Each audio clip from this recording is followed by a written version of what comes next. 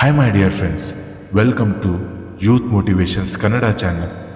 ಇವತ್ತಿನ ಯುವ ಪೀಳಿಗೆಯಲ್ಲಿ ಮುಂಚೂಣಿಯಲ್ಲಿ ಕಾಡುತ್ತಿರೋ ಪ್ರಶ್ನೆ ಎಂದರೆ ಸ್ಟಡೀಸ್, ಅಭ್ಯಾಸ. ಬಹಳ ಜನ ಓದ್ತಾರೆ, ಆದರೆ ಅದು ಕೇವಲ ಆ ಸಮಯಕ್ಕೆ ಮಾತ್ರ ಸೀಮಿತವಾಗಿರುತ್ತೆ. 10 ನಿಮಿಷ ಬಿಟ್ಟು ಆ ಓದಿದ್ದನ್ನು ಮರಳಿ ಕೇಳಿದರೆ ಎಷ್ಟೋ ಜನಗಳಿಗೆ ಅದು ನೆನಪೇ ಇರೋದಿಲ್ಲ. ಇದರಿಂದ ಇವತ್ತಿನ ಯುವ ಪೀಳಿಗೆ ಓದಿನಲ್ಲಿ ಆಸಕ್ತಿಯನ್ನು ಕಳೆದುಕೊಳ್ತಾ ಇದೆ. ಪರಿಶ್ರಮದಿಂದ ಓದುವುದು ಒಂದು ಕಡೆ ಆದರೆ ಇನ್ನೊಂದು ಕಡೆ ಅದೆಲ್ಲವನ್ನು ನೆನಪಿಡುವುದು ಒಂದು ರೀತಿಯ ಶ್ರಮವೇ. ಸ್ಪರ್ಧಾತ್ಮಕ ಪರೀಕ್ಷೆ ಆಗಲಿ, ತರಗತಿ ಪರೀಕ್ಷೆಗಳೇ ಆಗಲಿ, ಓದುವ ಬಹುಸಂಖ್ಯಾತರಿಗೆ ಕಾಡುವ ಒಂದೇ ಒಂದು ಪ್ರಶ್ನೆ, ಓದಿದ್ದನ್ನು ಹೇಗೆ ನೆನಪಿನಲ್ಲಿಡುವುದು. ಇನ್ನು ಕೆಲವರಿಗೆ ಓದಿದ್ದೆಲ್ಲ ಕಾಲಕ್ರಮೇಣವಾಗಿ ಕನ್ಫ್ಯೂಸ್ ಆಗುವ ಸಮಸ್ಯೆ ಕಾಡುವುದು. ಇಂತಹ ಒಂದಲ್ಲ ಒಂದು ಸಮಸ್ಯೆ ಎಲ್ಲರಿಗೂ ಇದ್ದದ್ದೇ. ಸಾಮಾನ್ಯವಾಗಿ ಒಮ್ಮೆ ಓದಿದ್ದನ್ನು ನೆನಪಿಸಿಕೊಂಡು ಬರೆದರೆ ಮಾತ್ರ ಅದು ಮರುಕಳಿಸುತ್ತದೆ, ಹಾಗೆ ದೀರ್ಘಕಾಲ ನೆನಪಿಗೆ ಉಳಿಯುತ್ತದೆ. ಅಗತ್ಯ ಸಂದರ್ಭದಲ್ಲಿ ಓದಿದ ಯಾವುದೇ ಮಾಹಿತಿಗಳನ್ನು ನೆನಪಿಗೆ ತಂದುಕೊಳ್ಳಲು ಕೆಲವು ವಿಧಾನಗಳಿವೆ. ಬಹಳಷ್ಟು ವಿದ್ಯಾರ್ಥಿಗಳು ಇದರಲ್ಲಿ ಸಫಲರೂ ಆಗಿದ್ದಾರೆ. ಅಂತಹ ಕೆಲವು ವಿಧಾನಗಳನ್ನು ನಾನು ನಿಮಗೆ ಇವತ್ತು ಹೇಳ್ತಾ ಇದ್ದೀನಿ. ನೀವು ನಮ್ಮ ಚಾನೆಲ್ಗೆ ಹೊಸಬರಾಗಿದ್ದರೆ ನಮ್ಮ ಚಾನೆಲ್ನ ಸಬ್ಸ್ಕ್ರೈಬ್ ಮಾಡಿ ಹಾಗೂ ವಿಡಿಯೋವನ್ನು ಸ್ಕಿಪ್ ಮಾಡದೆ ಪೂರ್ತಿ ನೋಡಿ. First one, understand the information correctly. ಮಾಹಿತಿ ಸಂಗ್ರಹ ಕ್ರಮಬದ್ಧವಾಗಿರಲಿ. ಓದಿದ ಮಾಹಿತಿಯನ್ನು ಬೇರೆ ಬೇರೆ ವಿಭಾಗಗಳಲ್ಲಿ ಸಂಗ್ರಹಿಸಿ. ಉದಾಹರಣೆಗೆ, ನೀವು ಇಂಗ್ಲಿಷ್ ಭಾಷೆ ವಿಷಯ ಓದುತ್ತಿದ್ದರೆ ಅದರಲ್ಲಿ ಒಂದೇ ಅರ್ಥ ಬರುವ ಬೇರೆ ಬೇರೆ ಶಬ್ದಗಳನ್ನು ಒಂದೇ ವಿಭಾಗದಲ್ಲಿ ಕ್ರೋಢೀಕರಿಸಿ. ಹಾಗೆ ಇತಿಹಾಸಕ್ಕೆ ಸಂಬಂಧಪಟ್ಟ ವಿಷಯಗಳನ್ನು ಓದುತ್ತಿದ್ದರೆ ಕಾಲಾನುಕ್ರಮದಲ್ಲಿ ವೃಕ್ಷವನ್ನು ರಚಿಸಿ ಹಂತ ಹಂತವಾಗಿ ಆಡಳಿತ ನಡೆಸಿದ ರಾಜಮನೆತನಗಳ ಹೆಸರುಗಳನ್ನು ವಿಂಗಡಿಸಿ ಬರೆಯಿರಿ. ಸೆಕೆಂಡ್ ಒನ್, ಮಾಹಿತಿಯನ್ನು ಸರಿಯಾಗಿ ಅರ್ಥ ಮಾಡಿಕೊಳ್ಳಬೇಕು.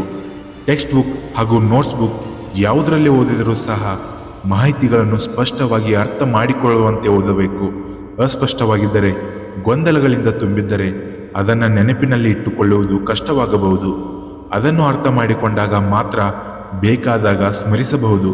ಹಾಗೂ ನಿಮ್ಮದೇ ಆದ ಪದಗಳಲ್ಲಿ ಟಿಪ್ಪಣಿ ಮಾಡಿಕೊಂಡು ಮೈಂಡ್ ಎಂಬ ಕಂಪ್ಯೂಟರ್ ಒಳಗೆ ಭರ್ತಿ ಮಾಡಬೇಕು. ಇದು ನಿಮಗೆ ಸಾಧ್ಯವಾಗಲಿಲ್ಲ ಎಂದರೆ ನೀವು ಓದಿದ್ದು ವ್ಯರ್ಥವಾಗುತ್ತದೆ. Third one, infographic. ಪಠ್ಯಕ್ಕಿಂತ ಚಿತ್ರವನ್ನು ನೆನಪಿಸಿಕೊಳ್ಳುವುದು ಸುಲಭ. ಇದನ್ನೇ ವಿವರಿಗಳಿಗೂ ಅನ್ವಯಿಸಬಹುದು. ಯಾವುದೋ ಸಂಕೀರ್ಣವಾದ ಗಣಿತದ ಸಮಸ್ಯೆ ಅಥವಾ ಗೊಂದಲದ ವಿವರಗಳಿದ್ದರೆ ಪಠ್ಯದಲ್ಲಿರುವ ವಿವರಗಳನ್ನು ಪದೇ ಪದೇ ನೋಡಿ ಮೆದುಳಿನಲ್ಲಿ ದೃಶ್ಯೀಕರಿಸಲು ಪ್ರಯತ್ನಿಸಬೇಕು. ಕ್ಲಿಷ್ಟಕರವಾದ ಸೂತ್ರಗಳನ್ನು, ಮಾಹಿತಿಗಳನ್ನು ಸರಳವಾಗಿ ಅರ್ಥವಾಗುವ ರೀತಿ ಚಾರ್ಟ್ ಮಾಡಿಕೊಂಡು ಓದಬೇಕು.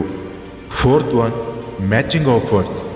ಓದಿದ ವಿಷಯದಲ್ಲಿನ ಶಬ್ದಗಳನ್ನು ಅಥವಾ ಘಟನೆಗಳನ್ನು ಸ್ಥಳಕ್ಕೆ, ಭಾವನೆಗಳಿಗೆ, ವ್ಯಕ್ತಿಗಳಿಗೆ, ಸಂದರ್ಭಗಳಿಗೆ ಹೊಂದಿಸುವುದರಿಂದ ಅದನ್ನು ನೆನಪಿನಲ್ಲಿ ಇಟ್ಟುಕೊಳ್ಳಬಹುದು. ಏಕೆಂದರೆ ನಮ್ಮ ಮೆದುಳು ತನಗೆ ಪರಿಚಿತವಾದದ್ದನ್ನು ಸ್ಮರಣೆಯಲ್ಲಿ ಇಟ್ಟುಕೊಳ್ಳಬಹುದು. ಇದರ ಸೂತ್ರವನ್ನು ಅಧ್ಯಯನಕ್ಕೆ ಬಳಸಬಹುದು. ಶಬ್ದಗಳಿಗೆ ಇದನ್ನು ಸಾಮಾನ್ಯವಾಗಿ ಬಳಕೆ ಮಾಡುತ್ತಾರೆ. Fifth one, exercise everyday. ಓದು ಸ್ಪರ್ಧಾತ್ಮಕ ಪರೀಕ್ಷೆ ಆಗಲಿ ಅಥವಾ ಶೈಕ್ಷಣಿಕ ಕೋರ್ಸ್ಗಳಾಗಲಿ ಪ್ರತಿದಿನ 20 ನಿಮಿಷ ಎಕ್ಸಸೈಸ್ ಮಾಡುವುದರಿಂದ ಮೆಮೊರಿ ಪವರ್ ಹೆಚ್ಚಿಸಲು ಬೂಸ್ಟ್ ನೀಡಿದ ಹಾಗೆ ಆಗುತ್ತದೆ. ಅಧ್ಯಯನಗಳು ಸಹ ಪ್ರಯೋಗಾತ್ಮಕವಾಗಿ ಈ ಬಗ್ಗೆ ಉತ್ತಮ ಪ್ರತಿಕ್ರಿಯೆಗಳನ್ನು ನೀಡುತ್ತವೆ. ಸಿಕ್ಸ್ತ್ ಒನ್, ಜೋರಾಗಿ ಓದಬೇಕು. ಕೆಲವರಿಗೆ ಮಾತ್ರ ಇದು ವರ್ಕ್ ಆಗಬಹುದು. ಜೋರಾಗಿ ಓದುವುದು ಸ್ವಲ್ಪ ಹಾಸ್ಯ ಎನಿಸಬಹುದು, ಆದರೆ ಕೆಲವರಿಗೆ ಹೀಗೆ ಓದುವುದರಿಂದ ತಲೆಯಲ್ಲಿ ಉಳಿಯುತ್ತದೆ. ಮನಸ್ಸಿನಲ್ಲಿ ಅಥವಾ ಪಿಸುಗುಟ್ಟುವ ರೀತಿ ಓದುವ ಬದಲು ಜೋರಾಗಿ ಓದಿಕೊಳ್ಳಬೇಕು. ಆದರೆ ಗ್ರಂಥಾಲಯಗಳಲ್ಲಿ ಈ ರೀತಿ ಓದಿಕೊಳ್ಳಲು ಆಗುವುದಿಲ್ಲ. ಅಲ್ಲಿ ಇಂತಹ ಪ್ರಯತ್ನಗಳನ್ನು ಮಾಡಲೇಬಾರದು. Seventh one, share what you read with others. ಸಾಧ್ಯವಾದರೆ ನೀವು ಓದಿದ್ದನ್ನು ಮತ್ತೊಬ್ಬರಿಗೆ ಸರಳವಾಗಿ ಬೋಧಿಸಲು ಪ್ರಯತ್ನ ಮಾಡಬೇಕು.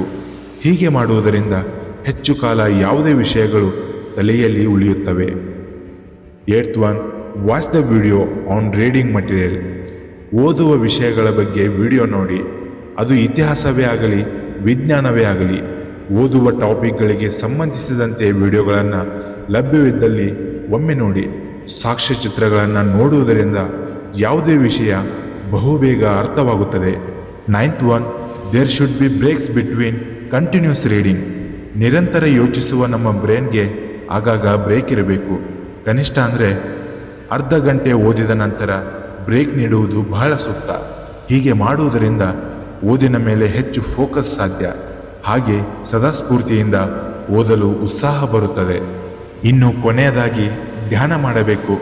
ಸಾಕಷ್ಟು ಹಲವಾರು ವಿಡಿಯೋಗಳಲ್ಲಿ ನಾನು ಧ್ಯಾನದ ಬಗ್ಗೆ ಬಹಳ ಸೂಕ್ತವಾಗಿ ವಿವರಣೆ ನೀಡಿದ್ದೇನೆ. ಮಾನಸಿಕ ಒತ್ತಡಗಳನ್ನು ಕಡಿಮೆ ಮಾಡಲು ಬಹುಮುಖ್ಯ ವಿಧಾನಗಳಲ್ಲಿ ಧ್ಯಾನ ಮಾಡುವುದು ಪ್ರಮುಖ ಪಾತ್ರ ವಹಿಸುತ್ತದೆ.